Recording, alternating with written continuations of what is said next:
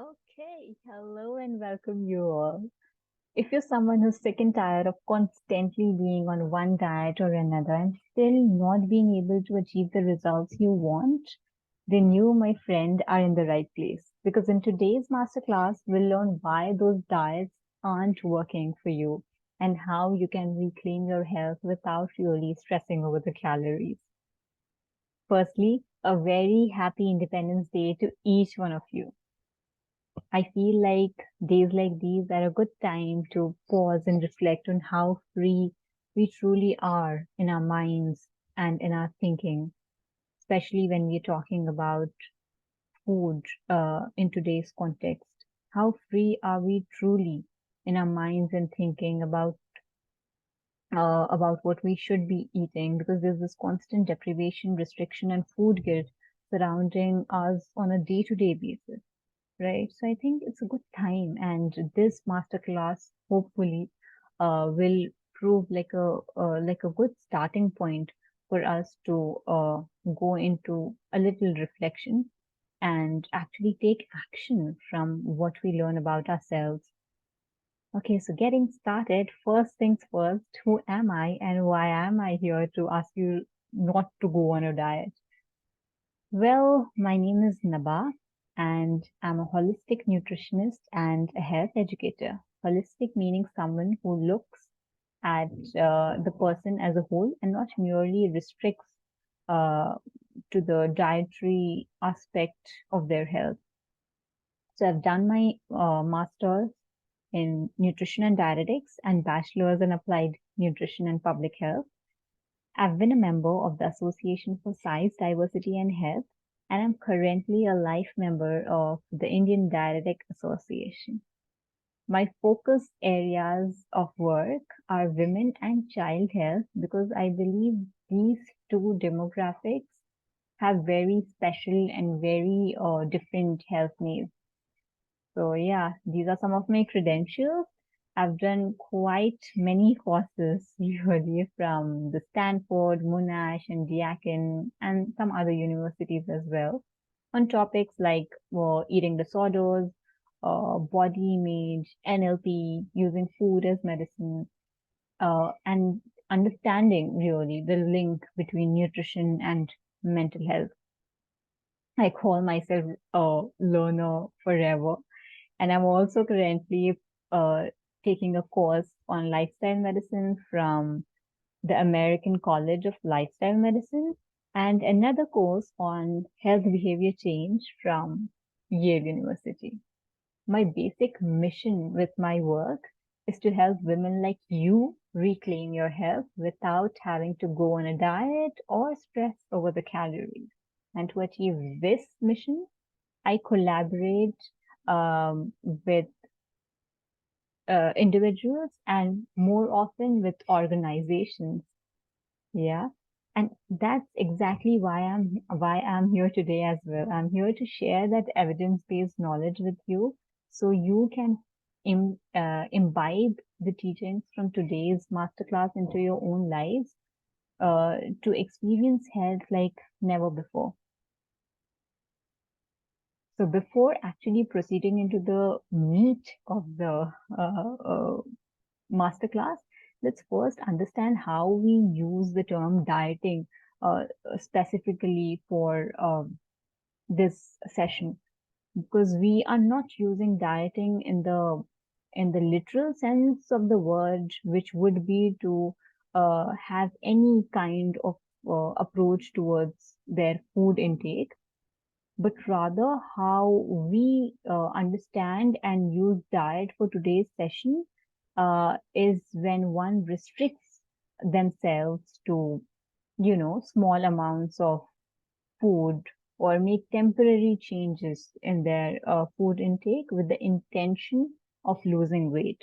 So there's this um, very common association with restriction of any food item, any food group. There's this constant deprivation.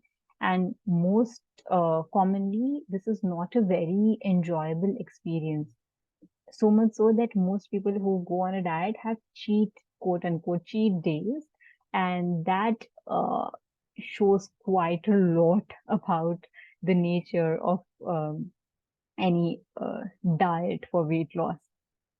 But did you know humans are the only species that go on a diet? I mean, if you think about it, every species has a diet of their own. They know what to eat, how much to eat, and in what way or how to eat. But we humans are the only people that feel the need to adapt a diet that is unnatural to them, or rather to go on a diet. Now that we're talking about did you know than facts, I thought I'd bring this statistic also in. This is a research finding from the newsroom, according to which 85 to 90% of people who go on or who rather take up uh, some short-term dietary interventions to lose weight actually regain all of their lost weight back plus put on extra. I mean, 85 is really not a small number. And this is not something I'm making up. It's the research that suggests this. And according to another research by CSWD, the percentage actually rises to 95%. So you would think, do I mean diets really don't work at all?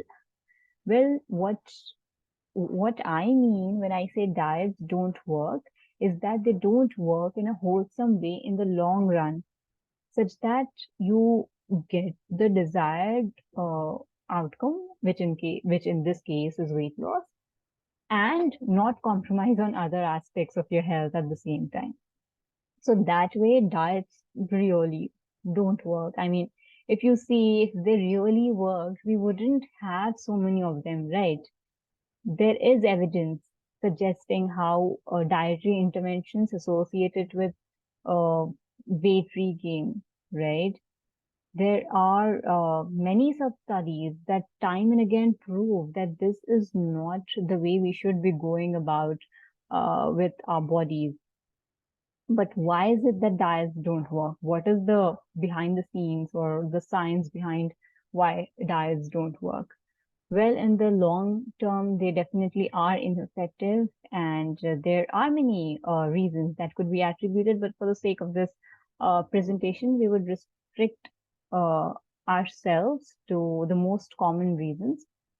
The first of which is that most diets lack bio individuality. That is because one size fits all approach is just a very flawed concept. Just like your genetic makeup is unique, just like your physical appearance is very unique, so is your physiology very different. Something that works for me might not work for you. And that is one of the main reasons why common diet prescriptions don't work for everybody the same way. The second reason why diets don't work is because when you deprive your body of some specific food or a complete food group for that matter, the body actually recognizes that as a famine.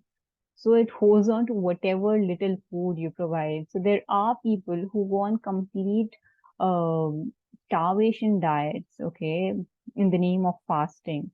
So there is a difference between fasting and starvation.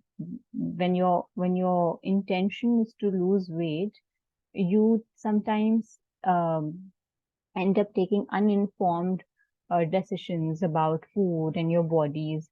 So, without understanding the science of how bodies work.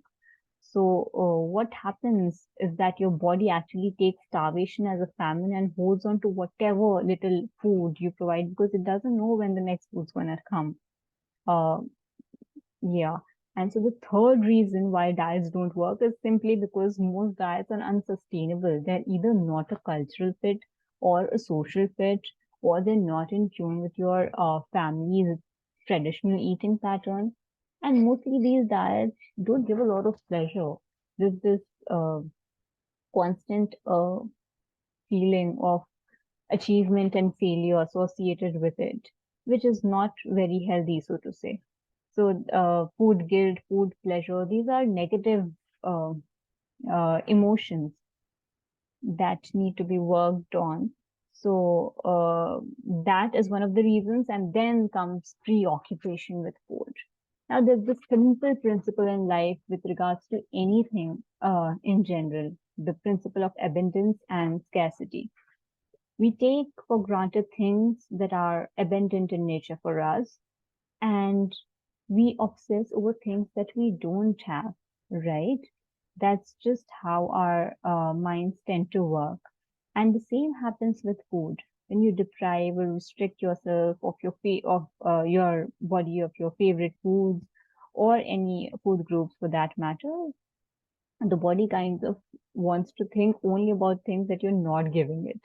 And that's how you enter this perpetual diet cycle of constantly restricting or being overly and unhealthily, I don't even know if that's a word, but very obsessively restricting foods without any, you know, evidence-based, it's basically like a uninformed decision of restriction and deprivation, which leads you to craving food even more. Now, this craving could be like a withdrawal symptom, a psychological form, or it could also be physiological, meaning that it is showing up as craving when your body actually needs some particular vitamins or minerals, right? And mostly you'll notice that people who crave for food usually don't crave for healthy or home cooked food.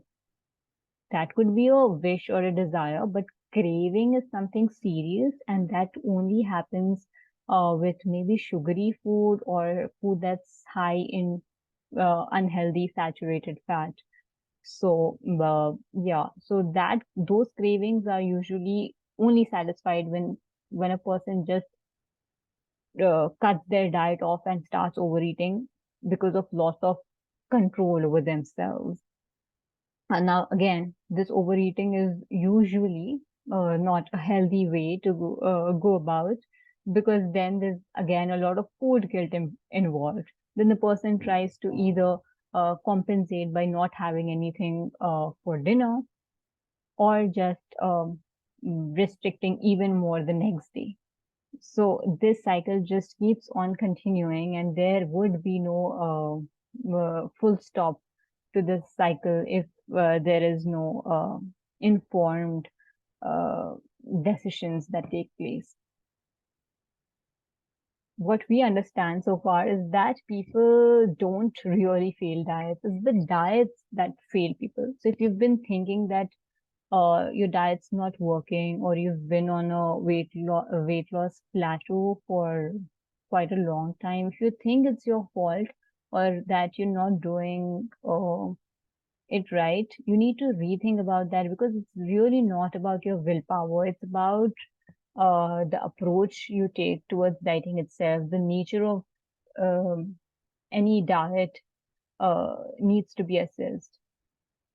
So when we're talking about diets, I thought it's a good idea to bring in specific diets that people usually take up, for weight loss. So there's the keto, there's the intermittent fasting fad, there's elimination diet, calorie obsession, and over exercising. Now, what is scientifically wrong with each one of these is that uh, it works differently for different. We've already gone over the reasons. But what's specifically wrong with keto is that keto generally is low in carbs and high in fat. But we all know that uh, the universe likes to be in balance, and everything that is in moderation is good.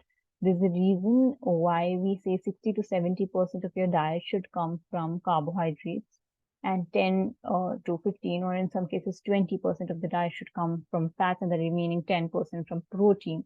That is because your body needs carbs. Carbs are not a bad thing. I repeat, carbs are not a bad thing. They are a major nutrient in your body, and your brain uh, depends on glucose to function efficiently. It doesn't need proteins, or it cannot work on fat.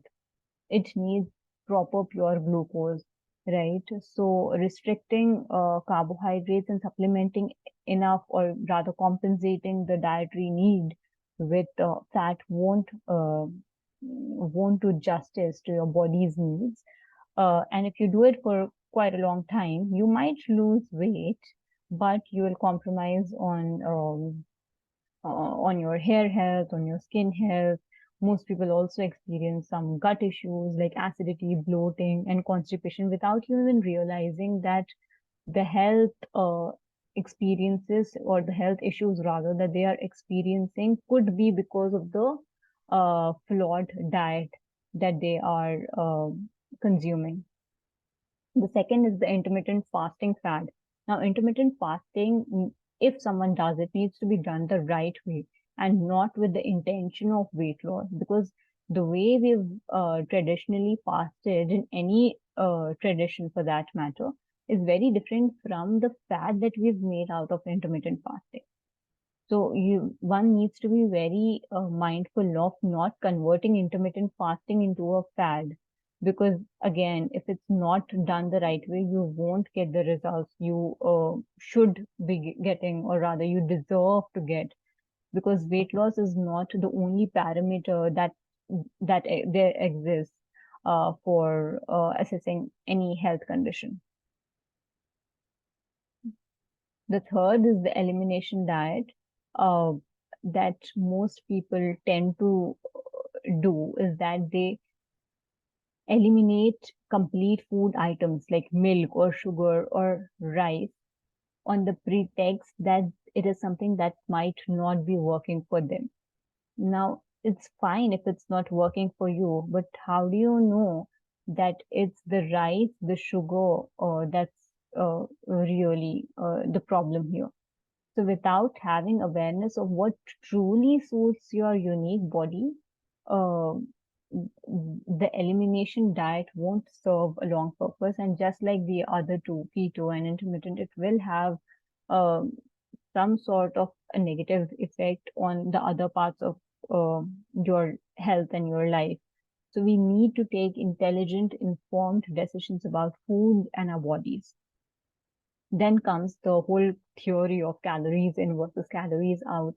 The whole theory itself is very controversial and flawed, because not all calories are the same. The 100 calories that you get from spinach are not the same as the 100 calories that you get from a burger or a pizza. So all calories are created differently, and we cannot really restrict ourselves to the number of calories. We also need to look at the source of where our food is coming from, right? And the last thing that's related to calorie counting is over exercising. Now, exercising definitely is a very important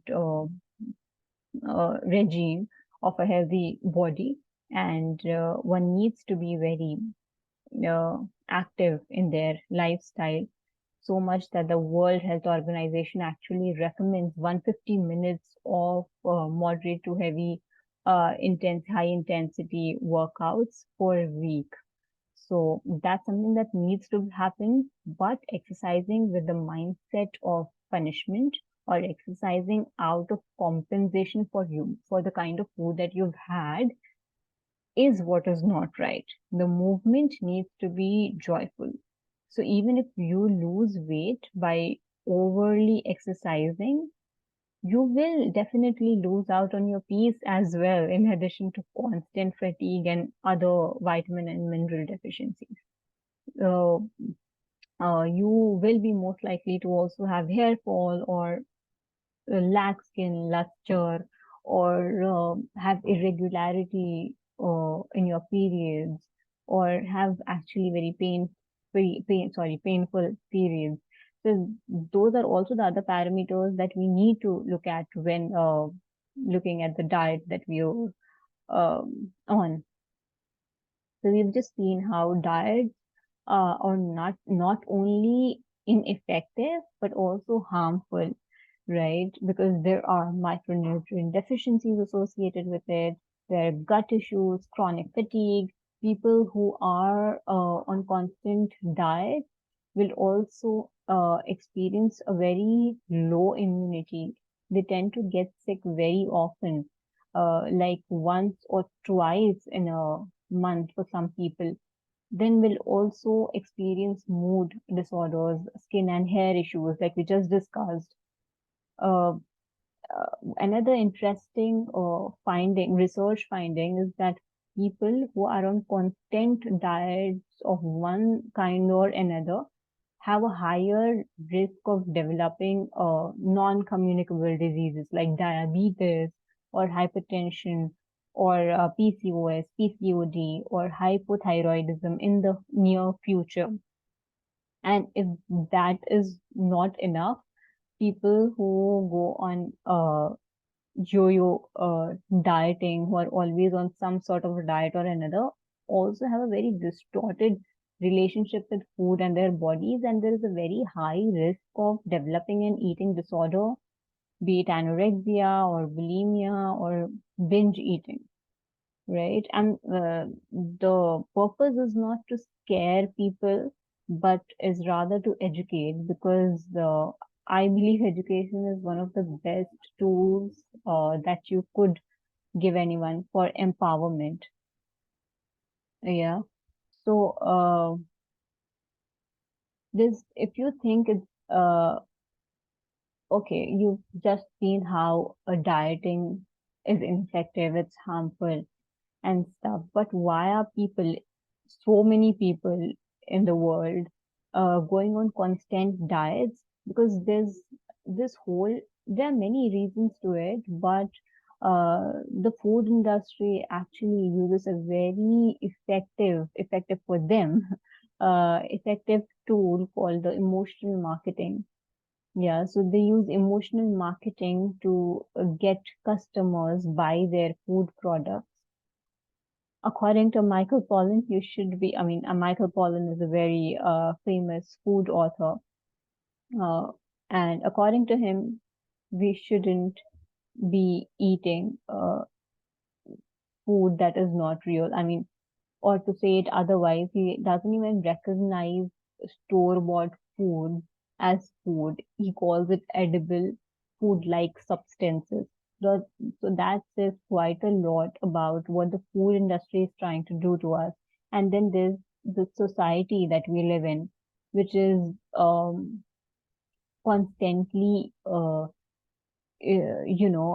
just celebrating unrealistic and flawed beauty standards for women. We need to realize that there is no perfect body or perfect size that we need to fit into. And then with the rise of social media, it just adds more fire to the flame. So there's this always constant comparison with other people, uh, seeking approvals and validations, and all this actually contributes us and makes us want to go on a diet, because that seems like a quick fix. But there is no quick fix, or a short-term solution to a long-term problem. If the food industry, the cosmetic industry, the sports industry is not enough to make us feel bad about how we feel, make us feel bad about how we feel about our bodies, then comes the diet industry with all its magic weight loss pills and artificial sweeteners and meal replacements. If we club everything that we could think of into one term, that would be the diet and weight loss industry, which is a multi-billion dollar industry globally. It is estimated to be around $295.3 billion.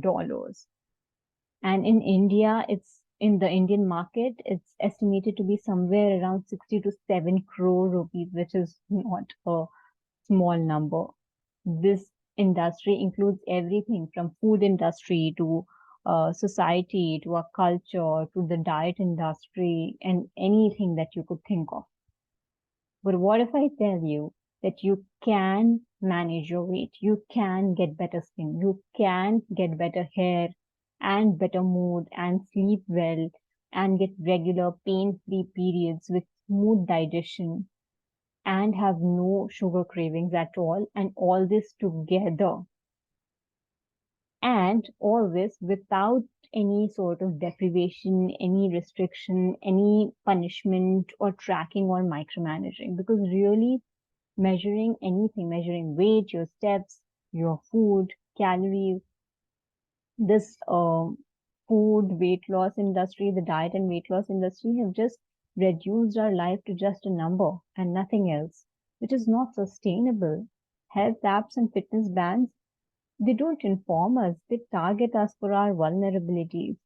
And health really comes with taking responsibility for the self and not delegating it to an app. The only solution that really works is working at the root cause. That means our weight gain is not the real problem at all. The real problem is what is causing it. Weight is not a measure of fatness or fitness because our body weight is contributed by a lot of different factors, and there are other parameters to consider to get an overall picture of your health, like sleep quality, skin, hair, mood, gut, our immunity.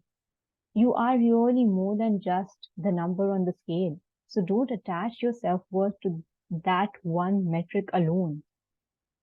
And if anything, if you really want to lose weight, focus on gaining your overall health, and you will see that you lose weight as a side effect, as a byproduct of gaining health. That would be the correct approach. Today, the world teaches us to look at the body, the mind, the soul separately, as if there is no connection. But now, modern day scientists are now on the same page as our scriptures that show us that a human being should be looked at as a whole. The emotional, physical, spiritual, social, mental aspects of one person are all connected and impact every other aspect of their life. And just like that, based on these different aspects of your health, when you translate these aspects into everyday life, you get five key areas that we call the pillars of lifestyle, which we will look at one after the other. The first would be cellular optimum balanced nutrition. Food that is a cultural fit, a social fit, a traditional fit, something that gives you pleasure. Because food really is necessary, is fuel, and is also more than fuel. It has a special social, spiritual, and psychological aspect in addition to the biological function. So if you really see, food has a very multi-dimensional relationship with us that needs to be nurtured. Also, it's not just about what we eat. It's also how mindful or how stressed we are when we eat, and why we eat. Is it to satisfy a craving? Is it out of escape from a situation? Is it emotional eating?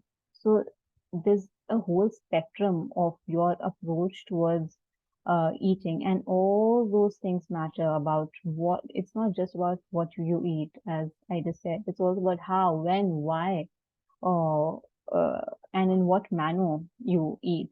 And our body really gives us very, very wise signals. And if you combine that with our ancient tradition, whichever part of the world you might be in, when you combine your body wisdom with our ancestrally passed down food tradition, you can very conveniently and easily uh, make the best, or rather see the best version of your health, along with celebrating your bio individuality. Eating right has become an art, is an art rather, that needs to be learned. The second pillar of lifestyle is adequate exercise. Here, adequate is the key word because exercise is not something that needs to be done as punishment or compensation. We need to move around often. I mean, humans are designed to keep moving. And according to the World Health Organization recommendation that I just shared, 150 minutes of exercise per week is mandatory. But if you work out for an hour in the gym and lie down on the couch all day, you will still be regarded as having a sedentary lifestyle.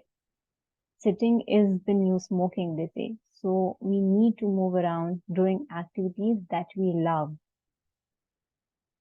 The third is sleep.